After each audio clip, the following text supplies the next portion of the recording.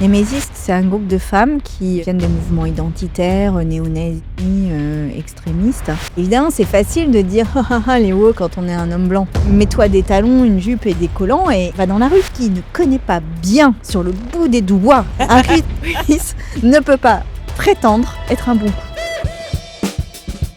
Bienvenue dans Donne-moi tout, le podcast où on ne prend pas de pincettes, où on prend le micro, où on dit tout. Ici, on parle pouvoir aujourd'hui, société, féminisme, écologie et de plein d'autres sujets, je pense. Et tout ce qui dérange un peu au repas de famille. Et aujourd'hui, j'ai une invitée qui fait littéralement exploser, je pense, les repas de famille. Députée écologiste de Paris, enseignante-chercheuse en économie, figure incontournable du féminisme politique et de l'écologie radicale. On va en parler, parce que ce mot radical, il fait peur. Oh là là. Elle est souvent accusée de nuire à la cause. C'est justement le titre de son nouveau livre qui sort quand ? C'est aujourd'hui même, là ce matin, je ne suis même pas passée encore dans une librairie pour le voir dans les rayons. J'ai même pas dit que c'était toi, qu'on entend déjà ta voix et qu'on te voit déjà si vous nous regardez. Encore merci d'être de plus en plus nombreux à suivre d'ailleurs le podcast, à liker, à commenter, à parfois pas aimer. Et je lis et j'essaye de comprendre là où je peux plaire ou alors je peux vous déplaire encore plus. Et on repart sur mon invité tout de suite, c'est Sandrine Rousseau. Bonjour. Sandrine. Je suis très contente de t'accueillir. Tu as répondu oui tout de suite quand je t'ai écrit. Et surtout, j'ai dit, il ne faut pas que je loupe parce que je sais que tu es très, très, très occupée. Oui, là, tu as eu de la chance. Parce que si j'ai répondu oui, c'est parce que c'est une période d'interruption de l'Assemblée nationale. On va reparler de tout ce qui est de la cause, évidemment, féministe. Et donc, la sortie du livre aujourd'hui. Tu nuis à la cause. Tu te parles à toi-même dans ce livre ? Non, je parle à toutes les sales connes, tous les écologistes, etc., qui ont entendu ça à un repas de famille. Ouais. Et j'imagine que ça concerne beaucoup, beaucoup de monde. Ce truc où, vous savez, vous discutez à table et puis à un moment donné, il y a quelqu'un qui, pour couper la conversation, souvent tonton, dit « tu nuis à la cause ». Et moi, j'ai voulu reprendre cette phrase grâce à l'éditrice de La Meute, Lorraine, qui est absolument extraordinaire, et qui m'a proposé de travailler sur cette phrase « tu nuis à la cause ». Ça veut dire quoi, en fait ? Et je transforme cette phrase en un appel à se mobiliser, en un appel à être solidaire entre nous et à renverser le monde. Parce qu'en fait, à renverser la table pour changer le monde. Et je pense véritablement que si toutes les personnes à qui on a dit « tu nuis à la cause » s'allient aujourd'hui, je pense que nous sommes en capacité de gagner. Tu penses que les personnes, je m'inclus, on est plus que ceux... Oui, largement. Ah ouais ? Largement. T'as jamais... C'est une question que je pensais te poser beaucoup plus tard dans la discussion, mais j'ai envie d'y aller. T'es jamais un peu désespérée ? Y a jamais... Tu vois, tu te dis jamais, j'en ai marre, j'ai envie que j'arrête, j'ai plus la force. Ça doit m'arriver de temps en temps, mais c'est pas majeur. Non. De toute façon, moi, j'ai pris un peu un engagement vis-à-vis de moi-même. Il y a quelques années, c'était de me dire, je mets toutes mes forces dans la bataille, je fais tout ce que je peux. Je peux pas tout, parce que, évidemment, je suis pas surpuissante. Mais je mets toutes mes forces dans la bataille, et comme ça, j'aurai rien à regretter. Voilà. Et donc, dans ce livre, tu parles des woke. Cette maladie, Sandrine. Qu'est-ce que c'est être woke ? Être woke, c'est être sensible, être éveillé, c'est ce que ça veut dire, mais être sensible aux inégalités. Mais moi, je trouve que plus qu'aux inégalités, qui sont des données un peu statistiques, c'est vraiment au vécu personnel des gens dans des situations de discrimination. C'est-à-dire, qu'est-ce que tu vis quand tu es non-blanc ? Qu'est-ce que tu vis quand tu es une femme handicapée ? Qu'est-ce que tu vis quand tu es une femme ? Et en fait, ça dessine véritablement des parcours de vie au-delà des données statistiques. C'est que, en fait, si tu es ramené à ton corps de femme, par exemple, je vais parler des femmes, puisque si tu es ramené à ton corps de femme tout le temps, en fait, tu ne pourras pas te penser autrement qu'au travers ça. Et ça change complètement ton rapport au monde. Alors que celui qui n'a jamais été amené à penser au travers de son corps, puisqu'on ne l'a jamais ramené à un corps d'homme, on ne l'a jamais ramené à quelque chose de sexualisé, de sexualisant, lui qui n'a jamais eu peur non plus véritablement pour sa sécurité, sa santé, son intégrité, mais en fait, il a un rapport au monde qui est très différent. C'est très différent d'être dans l'espace public si tu as peur ou si tu n'as pas peur. C'est vrai que J'habite dans le 19e arrondissement de Paris. Et mon mec, qui est plutôt quelqu'un, justement, qui essaye de comprendre. Il dit pas qu'il comprend. Il essaye, il travaille. C'est déjà pas mal. Ouais, c'est très bien. Parce que ceux d'avant, vraiment. Coucou, Ouais, ceux d'avant. je vous embrasse vraiment très, très fort. Revenez pas dans ma vie. Je me souviens, quand on est arrivé dans le 19e, et c'était la période, enfin, c'est toujours le cas, où il y a du crack. Vraiment, je suis dans cette partie-là du 19e où c'est un peu compliqué. Surtout si t'es une femme, mais même si t'es un homme avec des enfants, etc., c'est quand même pas hyper sympa comme ambiance. Quand je rentrais à 22h, je me disais, je suis terrorisée de rentrer chez moi à 22h. Et il me disait, oh, quand même, n'exagère pas. Ouais, c'est ça. Et je lui disais, mais tu ne comprends pas. Toi, évidemment, un homme, potentiellement à 4, ils vont t'attaquer ou t'embêter. Mais moi, c'est quasiment sûr, quoi. Et il me disait, mais non, mais arrête. Et donc je lui disais, je sais pas, mets-toi loin de moi et regarde. Regarde une rue le soir, voilà. Et même s'il m'arrive rien, je dois pas avoir peur, en fait. Non, ça, on ne devrait pas avoir peur, mais de fait, c'est aussi un truc de protection. C'est-à-dire que... Mais on pourrait décliner ça à l'infini. C'est-à-dire qu'une personne LGBT, par exemple, elle peut très bien avoir peur dans un espace hétéronormé, et la société était hétéronormée, d'avoir des remarques sexistes ou LGBT-phobes, d'être confrontée à sa sexualité et du coup à son anormalité, entre guillemets, je mets des gros guillemets. Mais une personne non blanche, nous, si les policiers nous arrêtent, moi, quand il y a plusieurs fois des policiers qui m'ont arrêté, comme à peu près tout le monde, j'imagine, je n'ai jamais eu peur pour mon intégrité. Alors que certains peuvent avoir peur. Et donc, en fait, c'est tout ce rapport à la peur et à notre intégrité, notre corps dans des espaces qui produit le wokisme. C'est-à-dire, évidemment, c'est facile de dire les woke quand on est un homme blanc. Enfin, je veux dire, évidemment, c'est facile. Bah, vas-y, ne serait-ce que mets-toi des talons, une jupe et des collants et va dans la rue. Ne serait-ce que ça.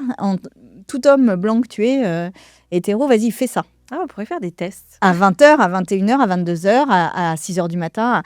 Et on en reparle. De ta capacité à te sentir serein et à sentir que cet espace est aussi le tien. Et que tu ne te sens pas intrus dans un espace. Est-ce que ça va pas trop loin, cette histoire, Sandrine? Non, mais tu vois, le côté Yel, c'est vrai que moi, j'ai pu l'entendre, ça vraiment, de gens que je ne pense pas du tout méchants, bien au contraire, mais qui vont me dire, moi, je sais plus comment appeler mon neveu. Alors, le livre, il est typiquement, la cible de ce livre, c'est pour eux. C'est pas pour les personnes qui sont indécrottables dans leur sexisme, racisme, etc., où là, je pense que ils sont un peu perdus pour la cause, mais toute une espèce de partie de la population qui se questionne très sincèrement, qui se sont pas trop interrogés jusque-là et qui se sentent un peu mis en cause et sans doute injustement dans leur esprit sur oui, ils ont fait 3 blagues sexistes et alors le monde continue de tourner, c'est pas non plus la fin du monde, ou alors des personnes qui disent non mais là en fait vous allez trop loin dans votre militantisme. Et c'est pour ça que ce livre, dans ce livre je décris vraiment comment si on regarde l'histoire des réseaux militants, prenons les suffragettes par exemple. Les suffragettes, c'est quand même des femmes qui ont juste demandé le droit de vote. C'est incroyable aujourd'hui, on se dit quand même c'est évident qu'on ait le droit de vote. Ouais, et en même temps pas tant quand on regarde des pays pas si loin de nous. Oui, mais en France, plus personne ne remet en cause le droit de vote. En Angleterre, plus personne ne remet en cause le droit de vote. Pourtant, les suffragettes, c'était des militantes féministes qui demandaient le droit de vote et qui ont été honnies, détestées, haïes, agressées. Elles ont été emprisonnées comme elles faisaient la grève de la faim. Quand elles étaient emprisonnées, elles étaient gavées comme des oies. Certaines en sont mortes. Elles ont dû aller jusqu'à poser des affiches dans le Parlement, même mettre une bombe devant une résidence secondaire d'un député. Et en fait, tout ça pour juste avoir le droit de vote. Et en fait, moi, c'est ce que j'interpelle, en fait. Les suffragettes, on les a accusées d'aller trop loin. En fait, elles demandaient juste le droit de vote. Et qu'est-ce qui va trop loin, en fait? Est-ce que c'est elles qui vont trop loin dans leur militantisme ou est-ce que c'est la résistance à leur demande qui va trop loin? Et à chaque fois qu'on vous dit « tu nuis à la cause », à chaque fois qu'un repas de famille, une personne dit ça, ou un repas entre copains, interrogez-le de savoir si c'est pas sa résistance à lui Qui ou à est elle gênante. qui est gênante, en fait. Et on si sort vous- ton livre sur la table, paf. Ah, paf. En plus, il est beau, il y a des fleurs et tout. Il est magnifique. Alors vraiment, la couverture, c'est pas moi qui l'ai faite, donc je peux féliciter beaucoup Lorraine qui a travaillé là-dessus. Mais cette couverture est absolument magnifique. Donc saisissez-le. En plus, vous verrez, il y a un petit volet où vous avez même pas besoin de papier cadeau. Il suffit juste de rabattre le volet. C'est qu'un bouquet de fleurs que vous offrez à votre tonton un peu grincheux. Et je suis sûre qu'un sourire va éclairer son visage tout à coup. Est-ce qu'un homme peut être féministe, Sandrine? Alors, un homme peut être allié des féministes, ça, c'est sûr. Et merci à tous ceux qui font les efforts pour ça. Être féministe, c'est encore un peu autre chose parce que comme il ne vit pas la réalité vécue des personnes, mais en tous les cas, allié, et ça, il n'y a aucun problème pour l'être. Et moi, je voudrais quand même le dire, c'est merci à ceux qui font cet effort-là. Parce que j'ai été frappée, par exemple, après le procès Pellico ou pendant le procès Pellico, que des hommes se disent, mais en fait, moi, je me sens un peu salie par ce procès parce que je trouve que qu'il y ait 100 hommes comme ça qui acceptent les conditions de ce viol sans se poser de questions, je me sens salie en fait dans ma condition d'homme. Et ce que je voudrais dire à ceux qui sont de bonne foi comme ça, ceux qui veulent vraiment, c'est que voilà, acceptez aussi les remarques et les critiques. C'est pas parce que vous faites des efforts que vous êtes au bout du processus. Parce qu'en fait, être né dans une position dominante, mais moi, je pourrais l'appliquer à moi, par exemple, moi qui suis blanche, plutôt d'un capital social et économique favorisé. J'ai une position privilégiée dans la société qui fait que je ne peux pas même très physiquement comprendre tout ce qui se passe pour noire, des personnes, une femme noire, et une femme handicapée, une femme trans, par exemple. Et en fait, voilà, c'est pas grave de pas tout savoir dans le détail, mais par contre, ce qui est grave, c'est de ne pas écouter, de ne pas respecter la parole des personnes qui parlent et de juger cette parole sur le fait que ça irait trop loin, que c'est pas bien, que je me sens accusée. T'es pas accusée, toi. Ce qu'on accuse, c'est un rapport social. Et un rapport social dont tu bénéficies. Mais dont tu bénéficies, tu peux du coup aussi avoir la responsabilité de dire « Stop, je cesse d'être aveugle aux privilèges que ce rapport social me donne. » Et du coup, je comprends les critiques qui sont faites. Je comprends la position des femmes. Et rien que ça, déjà, mais c'est énorme. C'est énorme. Ben oui. Allez, levez-vous les hommes. On vous attend. Pourquoi on te met dans un rôle? Là, je te rencontre pour la première fois, mais j'avoue qu'on a plein de personnes en commun, donc j'ai jamais entendu en off parler de toi de cette manière, mais quand on met sur on, quand on met la télé, quand on met la radio, on te met dans un personnage d'une hystérique énervée, d'une radicale, même si c'est deux choses bien différentes. Pourquoi on t'a mis là-dedans? Je pense que quand j'ai émergé politiquement, que mon discours a percé les ondes, j'ai envie de dire ça, il y a eu une volonté de me remettre dans ma boîte. Tu vois, comme un peu un joker qui était sorti de sa boîte et qu'il faudrait faire revenir dans la boîte.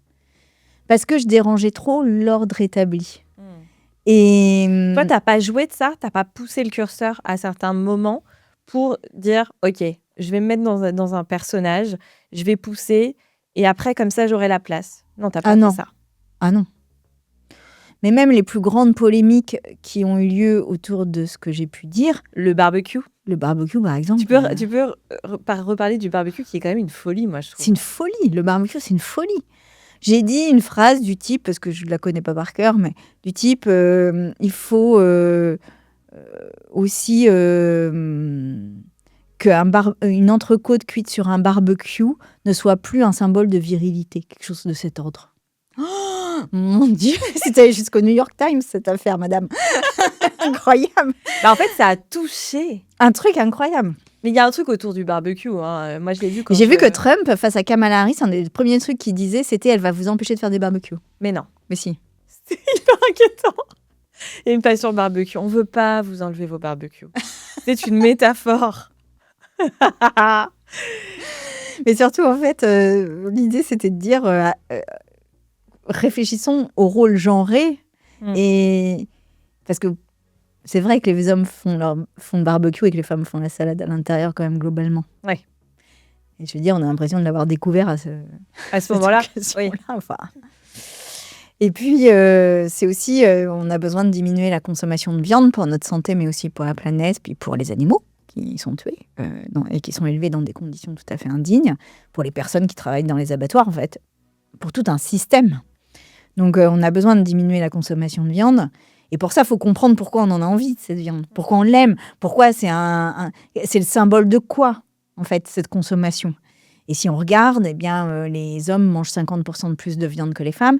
Et donc, ça veut dire qu'il y a quelque chose de l'ordre de la virilité qui se joue à manger du sang, à manger... parce qu'en plus, même si on regarde le détail de la viande, les hommes mangent beaucoup plus de viande rouge, les femmes beaucoup plus de viande blanche. Donc, en fait, il y a vraiment ce truc de... On retourne vers cette image du prédateur et du chasseur de mammouth.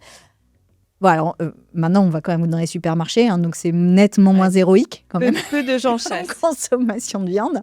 Par ailleurs, on a découvert qu'il y avait des chasseuses et qu'il y avait des cueilleurs. Et maintenant, je pense que ça renvoie à une question éthique. Et si on déconstruit pas tous les sous-jacents, si on s'intéresse pas à la partie immergée de l'iceberg, en fait, on n'arrive jamais à changer nos comportements. Mais moi, cette pauvre phrase, elle m'a valu 3 ans de cyberharcèlement. J'ai eu tous les barbecues de France en photo. Tous. Je pense que... alors, ce qui est quand même fascinant, c'est que donc, j'ai dit que le barbecue est symbole de viralité. J'ai eu que des mecs à côté de leur barbecue. Qui se prenaient en photo et qui l'envoyaient ? Qui se prenaient en photo, torse nu avec une bière. Et tu fais, mais en fait, qu'est-ce que t'as pas compris dans ce que j'ai dit, quoi ? Mais c'est surtout... Des gros, des mecs, des musclés, des bedonnants, j'ai tout eu. Mais c'est extraordinaire. Mais des vieux, des jeunes. Je savais pas que c'était hallucinant. Mais incroyable. C'est bien parce que t'en ris. Après, t'en ris pas toujours parce que t'as eu du cyberharcèlement, toi, en masse. Ouais. T'as eu des comptes Twitter avec des noms improbables, etc. Et ça te fait moins rire quand même, au bout d'un moment. Mais disons que c'est... Je pense que j'ai aussi servi un peu de modèle en disant... de modèle aux militantes féministes ou aux femmes qui voulaient un peu s'émanciper de l'ordre patriarcal. Et on m'a pris pour cible en disant, voyez ce qui va vous arriver si vous le faites, en fait. Si vous la suivez. Et ça, c'est à analyser politiquement. Parce que c'est une volonté que les femmes ne prennent pas la parole dans l'espace public, en fait, et politique. Surtout pas pour transformer le monde. Parce que toi, donc, il y a évidemment ton travail en tant que chercheuse, on me dit d'ailleurs. Hein. Et à côté de ça, il y a la politique. Et pourquoi, quelle diablerie t'es passée par la tête d'être allée là-dedans ? Parce que toi, t'y crois. Tu crois vraiment qu'on va y arriver. Tu sens le désespoir en moi ou pas ? Oui. Je le perçois, il est là sur la table. Là, oui, je perçois ton désespoir, mais je vais te dire, ton désespoir est le mien, en fait. C'est que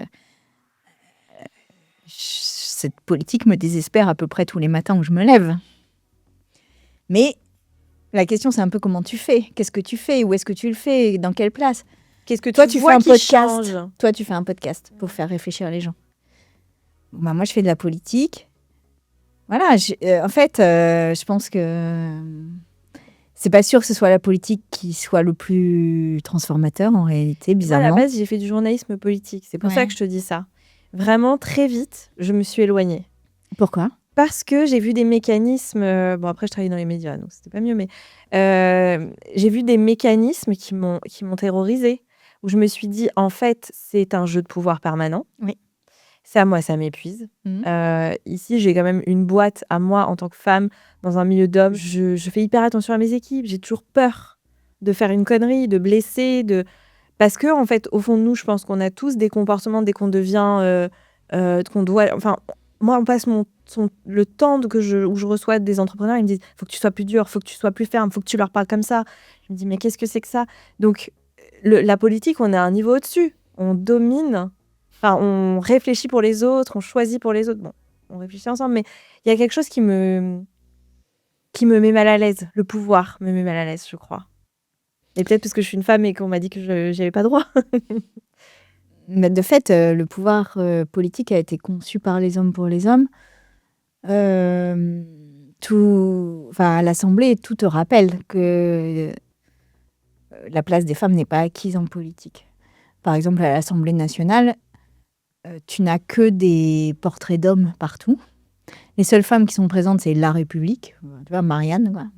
C'est quand même une égérie, c'est pas une vraie femme. Il n'y a que 2 femmes qui sont présentes, alors qu'il y a vraiment il y a des dizaines, peut-être même une centaine ou 150, je ne sais pas. Enfin, il y a énormément de portraits d'hommes. Il n'y a que 2 femmes qui sont présentes sous forme de portraits, c'est Olympe de Gouges et Simone Veil, qui sont des tout petits bustes. Et aucune des 2 n'a été députée, alors que tous les hommes sont des députés. Donc en fait, il n'y a aucune des femmes qui étaient sur les bancs de l'Assemblée nationale dont l'action a fait l'objet d'une mise en valeur, quoi. Et tout est pensé pour les hommes, en fait. Même, je vais te dire, l'organisation très concrète des débats. C'est-à-dire qu'on a des débats de 9h jusqu'à minuit. Comment ça se passe? Par exemple, ça, tu vois, les débats de 9h à minuit, tu peux pas rentrer chez toi. Parce que ou alors, il faut vraiment habiter proche de l'Assemblée, mais sinon, tu peux pas rentrer chez toi. Donc, en fait, il y a toute une partie de la semaine où tu n'es pas chez toi. Donc ça, c'est conçu sur un modèle où les hommes, ils allaient à Paris faire de la politique pendant que les femmes, elles restaient à la maison pour s'occuper des enfants. Mais maintenant qu'il y a des nouveaux pères, parce que moi, j'ai des copains députés qui sont aussi très en difficulté avec leurs enfants et leur famille. Et depuis qu'il y a des jeunes femmes, et des femmes de tous âges d'ailleurs, en fait, ça complique énormément toutes les relations. C'est-à-dire que là, le nombre de familles qui explosent chez les députés est assez incroyable et ça devrait nous poser des questions parce que ça nuit à la démocratie. Parce qu'en fait, si tu divorces pendant ton mandat, que tu vois plus tes enfants, déjà tu vas moins bien, donc tu fais de la moins bonne politique quand tu vas moins bien. Et puis en plus, derrière, ça veut dire que tu dépends complètement de la politique, puisque tu n'as plus ta famille, tu as moins d'amis parce que tu n'as pas le temps. Et donc, tu deviens un peu accro à la politique, et ça, c'est jamais bon, quoi. Et puis toi, tu dis que tu as gardé ton travail à côté, parce qu'à tout moment, ça s'arrête. Alors non, moi je ne l'ai pas gardé. Là, je me suis mise en disponibilité, mais je peux le récupérer, oui. Oui, voilà, c'est ça. Parce qu'à tout moment, tu n'as plus Bien rien. sûr. T'imagines, si tu n'as plus de travail, si tu n'as plus de famille, si tu n'as quasiment plus d'amis, en fait, il faut que tu sois réélu, donc tu t'accroches au pouvoir. C'est comme ça qu'on voit les dérives qu'on connaît en politique. C'est ça aussi. Tu penses que ça peut rendre fou, en fait, ça. C'est ça. Je pense que ça peut absolument rendre fou. Toi, tu as 3 enfants. Oui. Ça, c'est... Ils sont grands. Je suis extrêmement impressionnée par ça, plus que par tout d'ailleurs, parce que j'ai un enfant. Et je me dis, les femmes qui ont 3 enfants, et les hommes, il y en a certains qui gèrent les 3 aussi. Comment tu gères ton quotidien, justement, avec ce que tu dis là? Tu fais un 9h minuit. Alors moi, ils sont grands maintenant, ils sont étudiants, donc j'ai moins ces problèmes-là. Tu les as eus peut-être? Je les ai eus. Alors, nous, on partageait vraiment avec leur père, mais j'ai quand même divorcé de leur père. Et après, on faisait garde alternée. En fait, le truc, c'est que... Moi, il y a une phrase de Freud qui m'a toujours accompagnée, particulièrement depuis que j'ai des enfants. C'est que il y a une mère, donc une femme qui était sur le point d'accoucher, qui va voir Freud un jour et puis qui lui dit « Je suis très angoissée, je ne sais pas comment je vais élever mon enfant, donnez-moi des conseils. » Et elle était vraiment en détresse. Et Freud lui répond cette phrase que je trouve absolument magnifique. Il lui répond « Faites comme vous voulez, de toute façon ce sera mal. » Et moi j'adore cette phrase. Mon père l'adorait aussi. Ah ben voilà. Il disait que toute éducation est ratée en fait. Mais voilà. Et en fait, cette espèce de truc où parce que on est dans une société de la performance. Faut être performant partout, Surtout maintenant. Y compris en étant parent. On se calme les amis en fait. Vous n'êtes pas parfaits, vos enfants ne sont pas parfaits. Et donc, vous allez avoir une éducation imparfaite. Et moi, je vais vous dire un truc en plus, c'est que je pense que c'est dans les imperfections aussi que naissent des choses. Oui. C'est-à-dire que c'est pas... je veux dire, c'est moi, pas... je trouve ça cool qu'on il faut pas être voit violent, des thérapeutes. Il faut pas être violent, etc. Voilà. Ah bah évidemment. Mais je trouve ça cool que mon mec voit un thérapeute et se dise je vais essayer de pas reproduire ce que mon père a fait. Je me dis waouh, on a quand même évolué. Bien évolué, donc ça fait plaisir. Et pareil pour moi, j'essaie, mais je vois que je reproduis des choses. D'ailleurs, toi, tes parents, c'est des gens hyper engagés. Je sais pas comment tu parles de tes parents d'ailleurs. Si tu dis c'était ou c'est. Moi, par exemple, j'ai perdu mon papa, j'arrive pas à en parler tellement au passé. J'ai envie qu'il existe. Bah, ma maman, elle est décédée il y a 10 ans maintenant, 12 ans même. Elle est toujours présente. Ça, c'est un truc dur, hein, de perdre un parent. C'est horrible. Moi, je Et m'en d'ailleurs, qu'on remettrai s'entende jamais. bien avec lui ou qu'on s'entende pas bien, en fait, hein, c'est pas le sujet. C'est Ah que ouais, tu c'est... crois? Ouais, je sais pas. Moi, je trouve que perdre un parent, c'est dur. Bah ouais. Parce qu'en fait, c'est comme si il y avait une partie de toi qui était partie, quoi, vraiment, en fait. Et moi, j'étais pas dans... J'avais des relations qui étaient un peu complexes avec ma mère, mais elle me manque... Enfin, en fait, ça me manque, quoi. Tous les Vraiment. jours. Ouais, quasiment. Et alors, un truc de fou, c'est le nombre d'années qu'il m'a fallu pour ne pas me dire tiens, ça fait longtemps que je l'ai pas eu au téléphone, et si je l'appelais. C'est un truc de dingue. C'est-à-dire que vraiment, c'est. Et à chaque fois, cette espèce de descente, là, en me disant ah bah non, je peux plus appeler. Qui est ultra violente. Qui est ultra violente. T'as ton papa? Ouais. Et t'es proche de lui? Oui. Parce que ta maman, t'en as déjà parlé, elle s'est suicidée Oui. parce qu'elle souffrait et qu'elle en avait marre. Ouais. Mais toi, t'as pas pu lui dire au revoir, en fait. Bah, ce qui a été très dur, c'est que j'étais présente à son suicide. Ça, je vous le conseille en termes de thérapie, c'est quand même assez hard, hein. Donc moi, j'étais présente à son suicide. Et elle a même attendu que je sois là pour se suicider. Donc,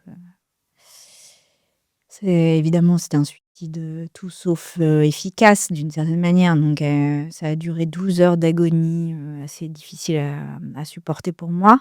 Toi, t'étais là physiquement? Oui. J'ai juste pas été là au moment où elle a avalé et caché. Mais j'étais là, oui.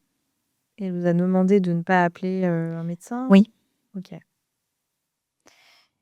Et donc, c'est dur. Mais justement, peut-être à cause de ce deuil un peu blessé, tu vois, parce que c'est quand même une épreuve, quand même. Là, c'est une triple épreuve. Ouais. C'est le départ de sa mère, c'est être là, en même temps, et devoir respecter son choix. Ouais. Mais de ça naît aussi quelque chose. C'est pour ça que je vous dis, voilà, la perfection, c'est lisse en fait, hein. Et c'est dans les aspérités que poussent aussi des choses. C'est comme si après sa mort, la relation avec elle avait continué à évoluer. Je vois très bien.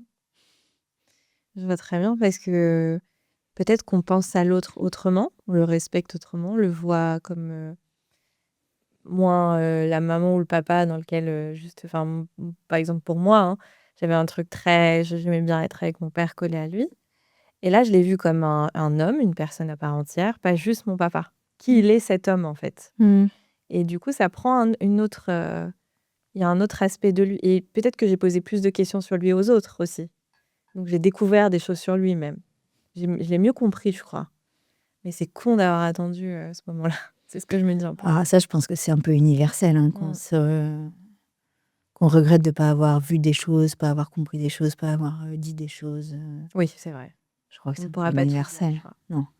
Ça t'a changé, toi, en tant que mère de tes enfants? Déjà, il a fallu que... Ce que je vais dire va peut-être choquer les gens, et pardon si c'est le cas, mais il a fallu que je lui pardonne. Non. Bah oui. Parce que c'est assez courant de devoir pardonner ça.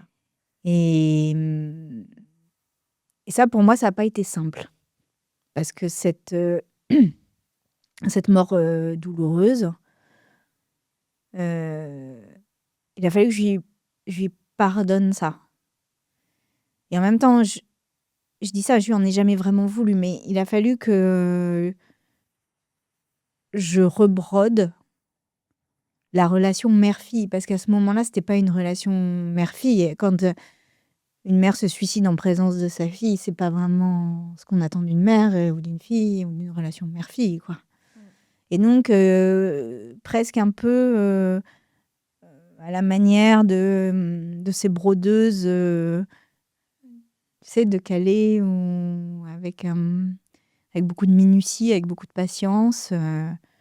Il a fallu que je rebrode relation avec elle post-mortem. C'est-à-dire sans elle pour m'aider non plus dans cette relation. Et T'as voilà, jamais maintenant, ressenti des choses? Tu es croyante ou pas du tout? pas vraiment, non. Non, Oui, donc t'as pas ressenti des présences, sa présence. non, C'est pas ça que toi tu vis avec elle. non. Mm. Non, c'est plus une évolution de ma relation avec elle, même sans elle. Mais on a des relations avec des gens même sans les gens. Ah bah oui. Ouais. Mais bon, moi j'ai envie de dire, profitez de votre maman. Bah oui. Purée, ouais, moi. Puis pardonnez à votre maman. Parce que je pense aussi que c'est un truc très féministe au fond, de pardonner à sa maman, parce qu'on est beaucoup plus dur avec nos mamans qu'avec nos papas des fois. Oh oui. Voilà. Et je pense que c'est aussi le symptôme d'une société patriarcale que de tendre la relation entre la mère et la fille. Et c'est pour ça aussi que le féminisme m'a aidée là-dedans, parce que je pense qu'on a vraiment besoin d'avoir de l'indulgence et de la bienveillance vis-à-vis de nos mamans. Et qu'elles, elles en aient aussi pour nous. Et si on fait ça, ça c'est Bell Hooks par exemple qui écrit ça de manière magnifique, mais si on arrive à retisser un peu ces liens, à se pardonner mutuellement, à être plus indulgent et indulgente, eh bien c'est peut-être la première action féministe en réalité qu'on peut avoir. Donc d'être, oui, bienveillant avec tout le monde pour essayer de comprendre pourquoi. Oui. Parfois les gens sont dans le rejet. Parfois on n'a pas envie aussi, on a la flemme, mais je vois exactement. Oui, puis ce que après il y tu a veux des dire. mamans maltraitantes. Je veux dire, c'est pas non plus. Oui. Et moi je sais que par exemple elle a un truc, mais ça passe de plus en plus, mais avec le poids, où elle me disait fais attention, des choses comme ça. Tu vois, ça c'est purement un truc de patriarcat. Bien sûr. Et j'ai compris un jour en parlant longuement avec elle, et elle a complètement changé sur ça maintenant. Même ça s'est inversé. Elle se permettrait pas et elle comprendrait pas qu'on le fasse. Donc vraiment changé. Mais que elle, on prenait sa taille de hanche, de bras. Pour elle, il fallait rester quand même. C'était même une question de santé, ce qu'on lui disait. Donc voilà. Et ça, elle a. Et d'où la salade dans la cuisine. Ouais. Pendant que les hommes ils mangent la viande. Parce que oui, il faut qu'ils aient des muscles, il faut qu'ils soient forts. Mais c'est tout ça. En fait, c'est être woke. Tu me posais la question au début du podcast. C'est prendre conscience de tout ça. Et c'est comme un rideau qu'on lèverait petit à petit. Et puis peut-être on n'y arrivera jamais jusqu'au bout. Mais voir les choses sous un autre angle. Bien sûr. Revenons sur la politique. Tout est politique, tu vas me dire, mais la question transgenre, j'imagine que tu connais Dora Muto, Oui. Marguerite Stern. Qu'est-ce que tu penses si on ne parle pas d'extrême opposé, de par exemple une femme trans qui va dans une prison de femmes, qui sont les sujets qu'elles défendent? J'essaye toujours de me dire pourquoi et qu'est-ce qu'elles défendent. Tu penses qu'il y a un danger? Alors, il y a du danger en prison partout. Je veux dire, que ce soit une femme trans ou pas une femme trans, il n'y a pas plus de danger. Moi, je trouve très intéressant cette question de transidentité, parce que ça casse quelque chose qui est au fondement de nos construits sociaux, qui est qu'il y a deux catégories étanches. Tu as deux catégories bien étanches, et que tu es d'une catégorie ou tu es d'une autre catégorie. Tu es un homme ou tu es une femme. Tu peux pas être autre chose. Et je trouve que toutes les réflexions queer, toutes les transidentités interrogent cette frontière. Et disent, mais au fond, qu'est-ce qu'être une femme? Qu'est-ce qu'être un homme? Et moi, j'ai beaucoup de mal avec l'idée du rejet qu'ont certaines femmes des femmes trans, parce que je pense que si tu fais ce trajet, si tu transformes ton corps pour devenir une femme, tu vis pendant cette transformation aussi les discriminations des femmes. C'est-à-dire que si tu sors dans la rue avec une robe, tu es traitée comme n'importe quelle autre femme, et sans doute même pire puisque en plus, on peut soupçonner des fois, et du coup, tu peux Ouais. subir de la transphobie. Et du coup, je trouve que tout ce qui est relatif au danger me semble presque à côté de la plaque en réalité, parce que c'est surtout les dangers que les personnes trans subissent et auxquels elles sont exposées.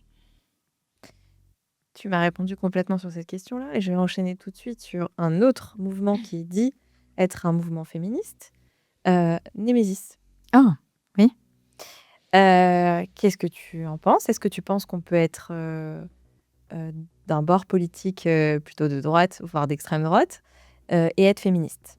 Non. C'est pas compatible pour Non. toi? Némésis, ce qu'elles font, c'est un groupe de femmes qui souvent s'invitent dans des manifestations de gauche, arrivent avec une escorte de sécurité, donc un certain nombre d'hommes autour d'elles, qui sont souvent des gros bras très musclés. Certains viennent des mouvements identitaires, néo-nazis, extrémistes. Et en fait, elles se mettent supposément en danger dans une manifestation de gauche pour être défendues par des gros bras, et je mets des gros guillemets à défendues par des gros bras d'extrême droite. Et en fait, c'est une provocation. Ça n'est pas du tout un mouvement féministe. C'est au contraire un mouvement masculiniste, Némésis. C'est tout le contraire. C'est-à-dire que Némésis, c'est le radeau sur lequel se mettent des hommes musclés et en recherche de bagarre et de confrontation physique pour aller s'affronter à d'autres militants, souvent masculins, et les provoquer à la bagarre. Et en fait, c'est exactement l'inverse du féminisme. Et c'est pour ça que j'appelle les mouvements de gauche, y compris antifascistes, et je soutiens les antifascistes, je tiens à le poser parce que c'est très important, mais j'appelle les mouvements de gauche à ne pas rentrer dans le piège, à ne pas se laisser piéger par cette confrontation virile, par cet affrontement viril voulu par Némésis. Et c'est quoi, toi, ne pas répondre lors d'une manifestation? Mais moi, je regarde avec beaucoup d'intérêt ce qui se passe aux États-Unis actuellement, où on a vu Trump gagner via des réseaux masculinistes avec des influenceurs masculinistes, etc. Et en face, maintenant, la résistance s'organise autour justement d'une masculinité positive. C'est Mamdani, par exemple. Mamdani à New York, c'est une masculinité positive. Je regardais sa dernière vidéo. Il fait intervenir des enfants derrière un pupitre. Alors, je ne sais pas si c'est sa dernière, mais en tout cas, la dernière vidéo que moi j'ai vue, où il fait intervenir des enfants derrière un pupitre pour dire voilà la ville à hauteur d'enfant, et il demande aux enfants de prendre la parole devant toute la salle, etc. Ce qui renverse complètement la notion de pouvoir. Et pareil à Minneapolis, où ce qui est en train d'être construit à Minneapolis face à la police de l'immigration de Trump, c'est une résistance créative, solidaire, pas du tout violente. Et pourtant, il y a eu 2 morts dans les rangs des militants anti-ICE. Mais malgré ça, malgré la violence qui leur était opposée, ils n'ont jamais eux-mêmes utilisé la violence. Et ils ont gagné. Tu penses que la gauche est non violente? Mais je pense qu'en tous les cas, elle doit l'être. Oui. Quand bien même, c'est très difficile à tenir. Oui. Et moi, j'ai reçu énormément de messages après, parce que j'ai parlé là-dessus, et j'ai reçu énormément de messages de militants de gauche qui me disaient « Ouais, mais on ne va pas se laisser taper. » Évidemment qu'on ne va pas se laisser taper, mais pour pas se laisser taper, il y a plusieurs manières. Soit vous tapez vous-même, mais dans ces cas-là, c'est pas sûr que ça marche. Et je ne suis pas pour cette solution. Et une autre solution, c'est de faire masse, d'être solidaire, d'être ensemble et d'imposer en fait une espèce de force pacifiste face à la violence d'en face. Et c'est ça qu'on a créé à gauche. C'est les conditions d'une résistance non violente et d'une victoire non violente. Justement, il y a eu l'affaire Quentin. Toi, quelle a été ta position là-dessus? Parce que cette histoire, c'est dramatique, mais ça a réveillé une sorte de haine envers la gauche qui devient la coupable du décès de ce jeune homme. Alors déjà, je voudrais dire que c'est un drame et que c'est absolument inacceptable qu'un jeune de 23 ans soit mort, quelles que soient ses opinions politiques. Donc ça, c'est très important de le poser. Je voudrais donner encore et transmettre mes condoléances aux personnes de sa famille proche. On ne sait pas encore ce qui s'est complètement passé. Et j'attends un peu de savoir ce qui s'est complètement passé. Mais de toute façon, il faudra tirer les enseignements de ce qui s'est passé. On ne peut pas, à gauche, juste dire bon, bah, c'est bon, on continue comme avant. Il y a quand même quelque chose à interroger de comment on en est arrivé là. Et comment se fait-il que, parce que visiblement il y a eu une rixe avant, comment se fait-il que cette rixe ait eu lieu? Comment se fait-il qu'il y ait eu des groupes isolés qui se soient retrouvés au milieu? Bon, tout ça devra être analysé, la justice est en train de le faire. Et je pense qu'on aura besoin, nous, de vraiment regarder les choses avec lucidité pour que ça ne se reproduise jamais. Pourquoi? Non seulement parce qu'il ne faut jamais mourir pour ça, mais aussi parce que, enfin, j'ai envie de dire deux choses qui, encore une fois, vont peut-être un peu choquer, mais déjà parce que après, les personnes qui sont comme ça, dont la vie a été enlevée, Quentin de Ranc, ça va devenir une figure pour des mouvements, des groupuscules d'extrême droite. Et en fait, on n'a pas besoin de leur fournir des figures. C'est quand même la base. Et la deuxième chose que je voudrais dire aussi, c'est que... Et là, c'est un peu un désaccord que j'ai avec certains leaders, et notamment Jean-Luc Mélenchon là-dessus. C'est que nous sommes des adultes, on ne peut pas mettre des jeunes en danger soit d'être frappés, soit d'être emprisonnés pendant une durée importante pour avoir frappé, voire tué. C'est pas possible, en fait, c'est notre responsabilité que de le faire. Et donc, il y a vraiment, je pense trouve... que Jean-Luc Mélenchon ne pense pas du tout comme ça. Non, c'est pas ça, c'est qu'il a dit que la jeune garde faisait partie de son service d'ordre, ou quelque chose de cet ordre. Et je comprends, parce qu'il est très menacé. Il y a aussi eu des tentatives d'attentats d'extrême droite contre lui, donc il a besoin d'un service d'ordre. Mais je trouve qu'il y a quelque chose à réfléchir de comment on forme, comment on ne met pas en danger les personnes qui font le service d'ordre, en fait. Ouais. Et ça, pour l'instant, peut-être que ce qui s'est passé là-bas va nous permettre de réfléchir à ça. Tu le cites, donc j'y vais, Jean-Luc Mélenchon. C'est les élections la semaine prochaine. Alors, on serait bien embêtés. C'est les élections l'année prochaine. Est-ce que tu penses que c'est le seul qui peut arriver à gagner ces élections pour la gauche? Alors, je pense que pour l'instant, c'est un merdier pas possible partout et que il va falloir se sortir du merdier d'une manière ou d'une autre. Et c'est le merdier à droite, c'est le merdier à l'extrême droite, c'est le merdier à gauche, c'est le merdier partout. Au centre, alors on n'en parle même pas, c'est le merdier total. Pardon pour ce mot un peu grossier, mais enfin, c'est quand même la réalité.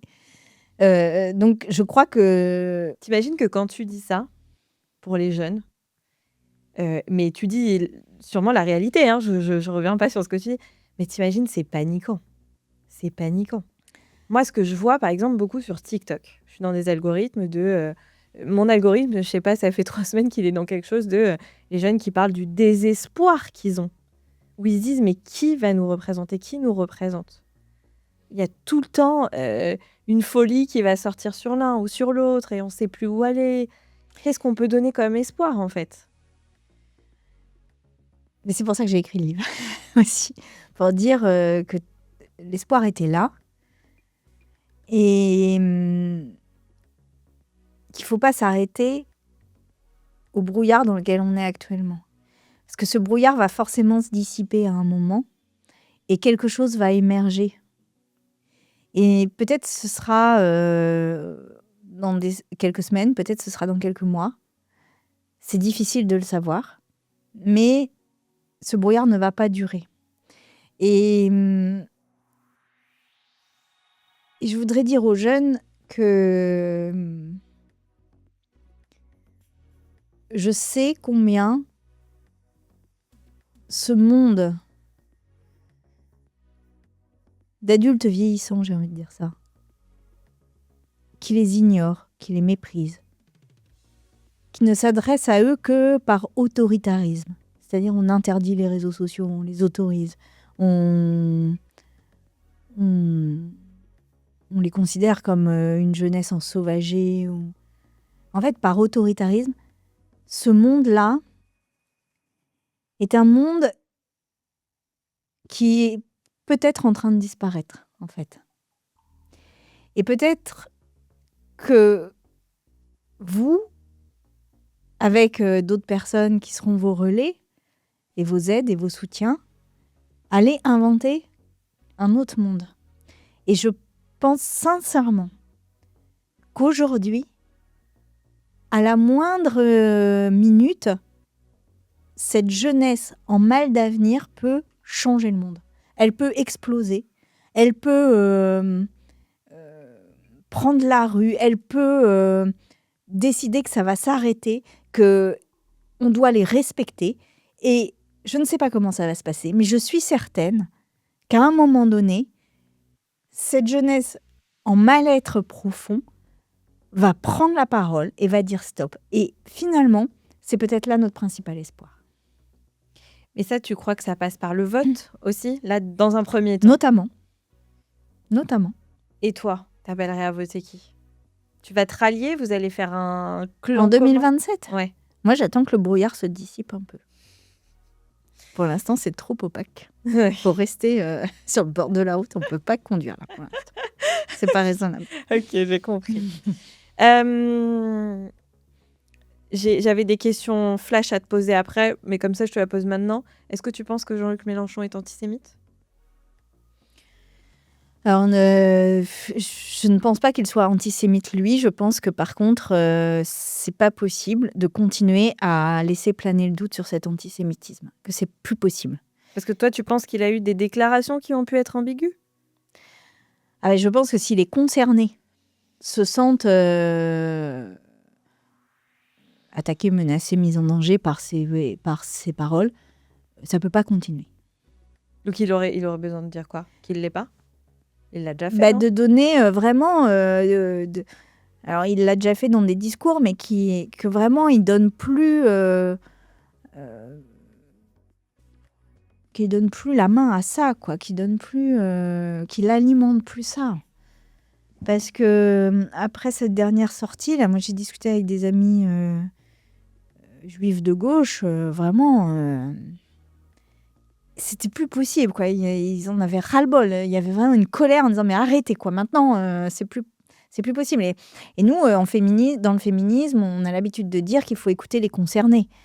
Et donc là, on écoute les concernés. Est-ce que tu penses que des personnes juives vont voter RN? Juifs ça, de gauche? Je sais pas. Ah, juifs de gauche, ça, j'espère pas, mais ça, je sais pas qui vote RN. Sans doute qu'il y a une partie des personnes juives. Et est-ce que tu penses que côté RN, Marine Le Pen ou Jordan Bardella sont antisémites? Alors là, pour le coup, moi, je pense que historiquement, ils le sont de manière massive, majeure. C'est un construit politique, quoi. C'est ça qui est horrible dans la période. C'est atroce. C'est atroce. C'est un des gros nœuds, on est d'accord. C'est dingue. De ce moment-là qu'on vit. L'antisémitisme. C'est quand même le parti où on a dit que la Shoah était un détail de l'histoire. Les chambres à gaz, c'était un détail. 6 millions de morts. Un détail. C'est cette histoire politique-là, quoi. J'aimerais qu'on reparle de ton travail à l'Assemblée, les auditions qu'il y a eu. Est-ce que tu peux expliquer aux gens qui n'ont peut-être pas vu ce que tu avais fait, ce qui s'est passé? Alors, il y a eu une commission d'enquête sur les violences sexuelles dans la culture. On a auditionné plein de gens pour savoir où est-ce qu'il y avait des violences sexuelles et on s'est aperçu qu'il y avait quand même des violences sexuelles de manière systémique dans le monde de la culture. Que ce soit radio, télé, cinéma, théâtre, spectacle vivant, chorale, danse, chant, enfin, tout, quel que soit le domaine de l'art. Et ça a été éprouvant quand même. Ben, c'est ce que je me disais. Je me disais, tu as passé des heures là-bas. Oh là là. Enfin, pas des heures, des jours en fait, voire des mois, à écouter énormément de témoignages. Je t'ai même vu pleurer, je crois. J'ai eu une fois les larmes aux yeux, ouais. Ben, parce que... Et c'est ça qui change chez toi et je pense qui choque parfois certaines personnes, c'est que tu vis tes émotions à 100%. Tu t'en caches pas. Quand t'es triste, t'es triste. Quand t'es énervé, t'es révolté. C'est ta manière de faire de la politique. Bah, on fait la politique avec ses tripes, hein, sinon... Et tu t'as dit un truc d'ailleurs très intéressant sur le fait qu'un tribun, Mhm. c'est normal, c'est un homme qui fait de la politique. Une tribune, C'est la n'existe table. pas. C'est la table. Même cette. C'est la table. Il n'y a pas de féminin. J'ai un message pour toi, Vas-y. justement, par rapport au travail que tu as fait. Et tu vas la reconnaître, je pense. Hello Sandrine, c'est Caroline Barrel, vice-présidente de MeToo Média. Je voulais te remercier sincèrement pour tous tes combats que tu mènes avec tant de courage. Te remercier à titre collectif, hein, bien sûr, pour les droits des femmes. Tu as toujours été à nos côtés. Te savoir engagée à côté de nous, c'est hyper précieux pour toutes les femmes. Là, on te remerciera jamais assez. À titre personnel aussi, un merci pour tes engagements outre, qui soient l'écologie, la justice sociale. Tu as toujours fait ça avec une sincérité qui est folle, une détermination incroyable. Alors qu'on sait derrière tout le backlash que tu te manges, que je te trouve tellement admirable. Merci de continuer à porter ces combats avec autant de force. Merci, merci, merci. Merci à toi, merci à vous toutes aussi de prendre la parole, de vous battre. Vraiment, sans vous, il n'y aurait pas grand-chose en fait, hein. Donc, merci aussi à vous et merci pour ce si gentil message. Je vois que tu es toute gênée par tous ces merci. Est-ce qu'il y a aussi du militantisme toxique, genre la bonne féministe, la bonne écolo? Moi, j'ai déjà eu ce truc de genre me dire oh là, je vais faire un voyage, je vais prendre l'avion, est-ce que je suis merdique, quoi?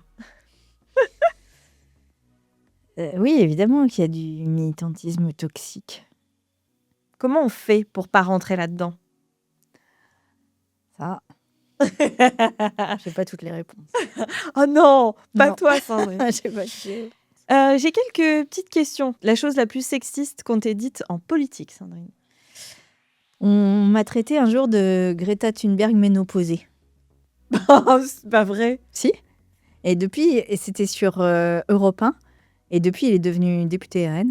Et en fait, sur le moment, je me suis dit, mais il est plus sexiste que ça, tu meurs. En fait, je me dis, bon. Ouais. Greta Thunberg. C'est C'est quand cool. même pas. C'est quand même Plutôt pas une cool. insulte, quoi. Puis un jour, elle sera ménopausée. Et puis, parlons de la ménopause. Ah, Mais parlons-en, en fait. ouais. Parce que c'est dingue comme insulte de dire ça. Greta Oui, comme Thunberg si c'était- ménopausée. Oui, comme si c'était la fin de la vie d'une femme, quoi. Oui, puis alors, c'est quand même fascinant. C'est-à-dire que d'un côté, tu as Greta Thunberg qui, à l'époque, était, c'était il y a 3-4 ans, adolescente. Donc prépubère, Très peut-être, bizarre. tu vois. J'avais Et pas de l'autre pensé à côté, ménopausée. Tu fais, C'est que bizarre. veux-tu nous dire? Surtout, qui ose parler comme ça à quelqu'un d'autre? C'est très bizarre. Et par ailleurs, je voudrais dire aux femmes ménopausées que... Enfin, moi, je suis en train de vivre la ménopause, là, par exemple, et qu'il faut qu'on en parle, hein, parce que on a un peu levé le tabou sur les règles, on a un peu levé le tabou sur les violences sexuelles. Il faut qu'on arrive à lever le tabou sur la ménopause, hein, Absolument. sur l'endométriose, sur tout ça. Mais l'endométriose, ça commence quand même aussi. Ça avance en avance. flèche. Ça avance. Sur la fertilité, l'infertilité, tout ça, on a réussi à lever des tabous quand même ancestraux.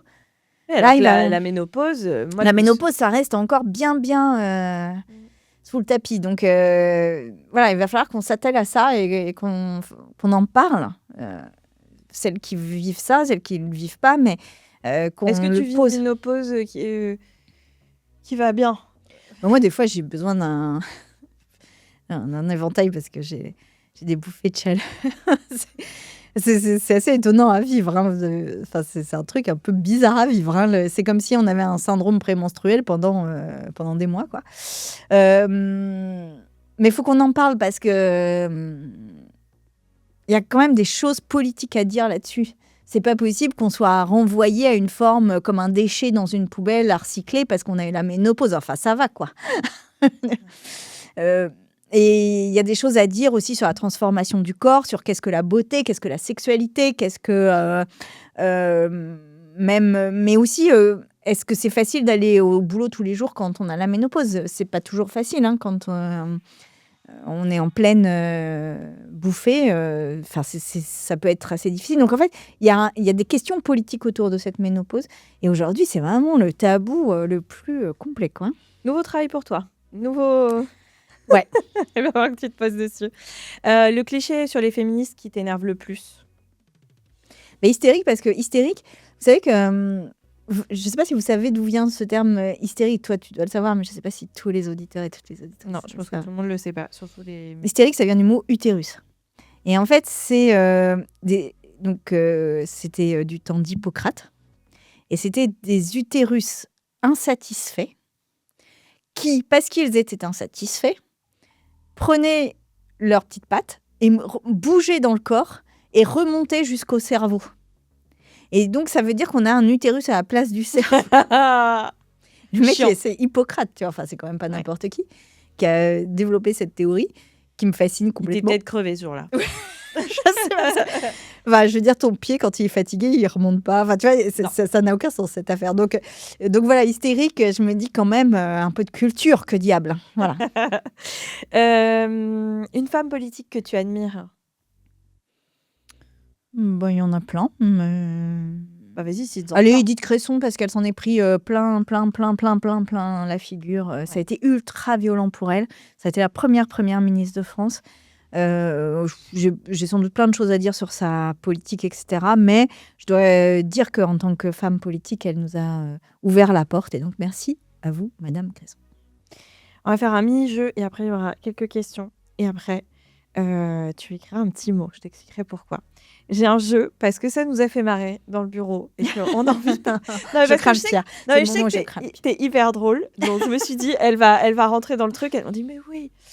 Est-ce que c'est La Rousseau qui l'a dit ou Sandrine Rousseau? Donc La Rousseau ou Rousseau. Ok, vas-y. J'en ai assez de voir toutes les images le soir dans un monde qui se déchire en deux. La Rousseau. La Rousseau dans sa chanson Tous unis, bravo. Le clitoris n'a été dans les manuels scolaires que depuis 4-5 ans, alors que c'est l'organe que tous les hommes doivent connaître. C'est moi. Sandrine Rousseau. C'est bien si tu te souviens de ce que tu as dit. Ça, pour le coup, mais ça, c'est dingue aussi. Oui. Cette espèce de truc, le clitoris, personne...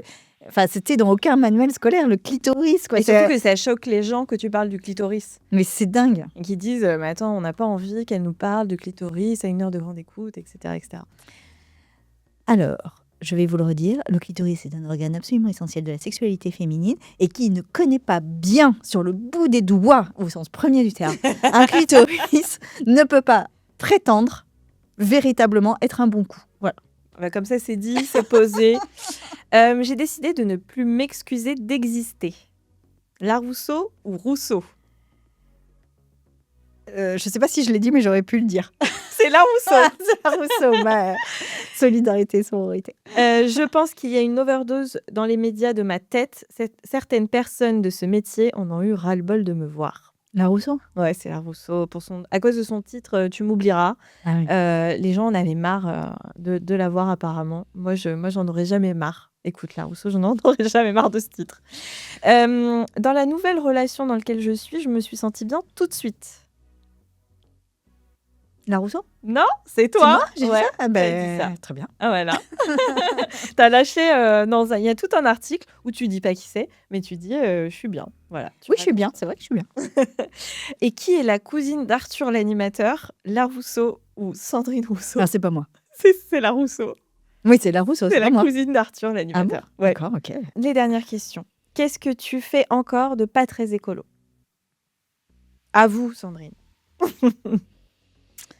Des barbecues. Moi, je l'ai déjà dit, mais je prends des longues douches. Ça me détend énormément, ouais. Qu'est-ce que je fais d'autre? Je veux dire, je mange plus de viande, je prends plus l'avion. J'essaye d'acheter de seconde main quand je peux. Voilà, de temps en temps, je prends le taxi parce qu'il y a des fois où je peux pas faire autrement. Bon, voilà, ça y est, t'as avoué. Voilà. Avec tout ce que tu fais de bien, ça excuse tout. C'est quoi ton plus grand regret? J'ai l'impression de jamais avoir assez dit à mes enfants que je les aimais. Alors, je vous aime. Mais je vous aime. Mais je vous aime. Vous imaginez même pas. Alors que tu leur dis tous les jours. Je leur dis tous les jours. Moi aussi, j'ai ça. Et serré très fort. Moi, mon fils, je le serre comme ça, son odeur. Qu'est-ce que tu as fait de plus fou par amour, justement? Tu parles d'amour. J'ai monté une étagère Ikea. Honnêtement, Sandrine, c'est pas foufou. Et c'est quoi ta plus grande peur? Euh, À part 2027. C'est quoi ma plus grande peur? Ben, c'est quand même le monde qui vient. On est ensemble. On est ensemble, mais on peut gagner. Vraiment, voilà, je vous le dis. Le pire n'est jamais certain. Jamais. Et on peut gagner. Mais pour ça, il faut juste pas faire de bêtises dans le moment. Et il faut y croire. Faut être à fond. Ouais. Et toi, tu continues toujours de croire. C'est ça qui est fort. Non seulement de croire, mais de faire aussi. Ouais. Et vraiment, lisez Tu nuis à la cause et dites-moi ce que vous en avez pensé. Merci parce que tu as joué le jeu à fond, Sandrine. Pour le coup, dans Donne-moi tout, j'ai dit aux gens, vous êtes sûr que vous allez tout donner? Toi, j'avais pas trop de doutes. Donc, je t'ai même pas dit en début d'épisode. Je t'ai même pas fait jurer sur ton livre ou quoi que ce soit. Achetez le livre, posez-le sur la table, marrez-vous pendant les repas de famille. Ouais, posez-le sur la table. Moi, c'est vraiment ça. Posez-le sur la table pour permettre à des gens qui sont pas allés au bout de la réflexion de se poser, même en secret. Vous voyez, dans les toilettes. Et normalement, on devait avoir un stylo et un petit bout de papier. Sur ce petit bout de papier, j'aimerais que tu nous notes un petit mot qu'un invité dans une autre émission ouvrira, mais on ne sait pas quel invité l'ouvrira. D'accord. La dernière fois, on a eu 2 invités, on a relancé la saison et on a oublié de le faire. J'aimerais qu'on n'oublie pas, parce que j'ai envie qu'on fasse cette séquence. Et du coup, tu veux que j'écrive un mot ou une phrase ou ce que tu veux. On va le plier, après on va le mettre dans une boîte. Et quand les gens viendront, ils pourront piocher. On va essayer de mélanger, on va toute la saison. Et donc, sur les prochains invités, vous devrez deviner si c'est Sandrine. Voilà. J'ai hâte qu'on lise ce mot. Merci Sandrine, merci pour ton temps, merci pour tes combats, merci personnellement. Et tu sais pourquoi. Merci à vous d'avoir suivi cet épisode. Continuez de me dire ce que vous ressentez face à mes invités, face à ce qu'on s'est dit, vos accords, vos désaccords, jamais dans la violence, toujours dans la douceur, on l'a dit. Tout est produit ici, c'est du homemade, donc je vous demande sincèrement de partager à vos amis, même pour les faire réfléchir, même s'ils ne sont pas d'accord, de partager l'épisode, de mettre des étoiles sur toutes les plateformes d'écoute et sur YouTube. À très bientôt pour un nouvel épisode de Donne-moi tout. Merci encore Sandrine. Merci à toi.